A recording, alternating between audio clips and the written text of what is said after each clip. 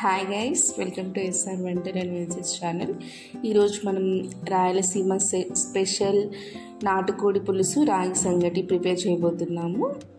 ముందే చాలా టేస్టీగా వస్తుంది. ఈ సండే స్పెషల్ మంది నాటుకోడి పులుసు రాగి సంగటి. నేను ఇక్కడ 1 kg నాటుకోడి చికెన్ని తీసుకొని ముందుగా నీట్గా వాష్ చేసుకున్నాను. నెక్స్ట్ ప్యాన్ పెట్టుకొని చికెన్ యాడ్ చేసుకొని కాస్త పసుపు, కొంచెం సాల్ట్ యాడ్ చేసుకోవాలి. ఇక్కడ 2 glasses ఆఫ్ వాటర్ యాడ్ చేసుకుంటున్నాను బాయిల్ చేసుకోవడానికి.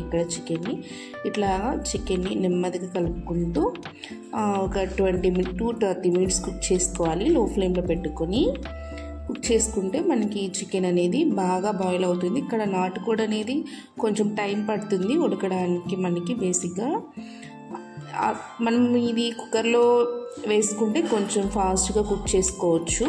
నేను ఇక్కడ ప్యాన్లో చేసుకుంటున్నాను కాబట్టి ఒక 30 minutes పట్టింది.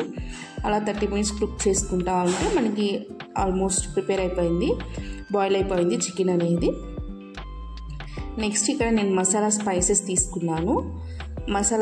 తీసుకొని మనకి ఇక్కడ మసాలా కోసం నేను ఓన్గా ప్రిపేర్ చేసుకుంటున్న మసాలాని ఇట్లా ప్యాన్ పెట్టుకొని మసాలా స్పైసెస్ అన్నీ యాడ్ చేసుకొని నెమ్మదిగా ఫ్రై చేసుకొని మిక్సీ పట్టుకొని పక్కన పెట్టేసుకోవాలి.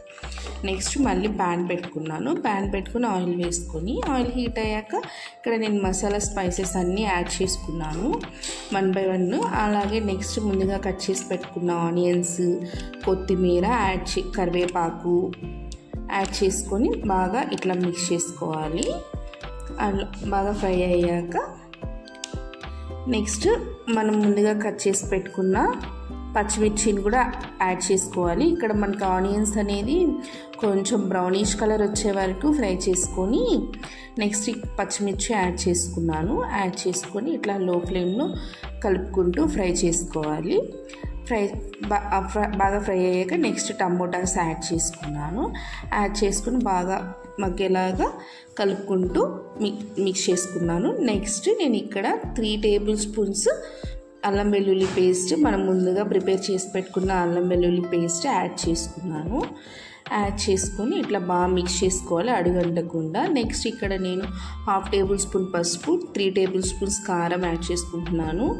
అలాగే 2 tablespoons సాల్ట్, రుచికి తగినంత సాల్ట్ యాడ్ చేసుకొని ఇట్లా బాగా అడుగంటకుండా కలుపుకొని నెక్స్ట్ కొంచెం కొత్తిమీర యాడ్ చేసుకున్నాను.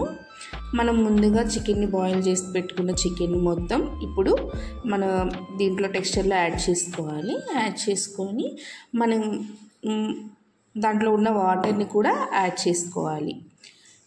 చేసుకొని ఇట్లా బాగా కలిసేలాగా నేను ఎక్స్ట్రా ఆ వాటర్ కాకుండా 2 glasses ఆఫ్ వాటర్ కూడా యాడ్ చేసుకున్నాను. ఆ వాటర్తో పాటు యాడ్ చేసుకొని బాగా కలుపుకోవాలి. బాగా కలుపుకున్న తర్వాత కలిసేలా కలుపుకోవాలి. కర్రీ అనేది బాగా బాయిల్ అయ్యాక మనం ఇక్కడ ముందుగా ప్రిపేర్ చేసుకున్న మసాలా ఉంది కదా, మిక్సీ పట్టుకున్న మసాలాని ఇక్కడ నేను కొంచెం యాడ్ చేసుకొని కర్రీ అంతా కలిసేలాగా కలుపుకుంటూ మిక్స్ చేసుకుంటూ ఉండాలి. ఇట్లా కర్రీ అనేది మనం బాయిల్ చేసుకుంటూ ఉండాలి. అట్లీస్ట్ ఒక 20 minutes పడుతుంది మన కర్రీ అనేది కంప్లీట్ కుక్ అవ్వడానికి. ఇక్కడ నేను కొత్తిమీర యాడ్ చేసుకొని పక్కన పెట్టేసుకున్నాను. కర్రీ అనేది అయిపోయింది ఫ్రెండ్స్. నెక్స్ట్ రాగి సంగటి ప్రిపేర్ చేసుకుని ఒక ప్లేట్లోకి తీసుకుని రాగి సంగటి విత్ చికెన్ కాంబినేషన్ సూపర్ వచ్చింది. That's it today.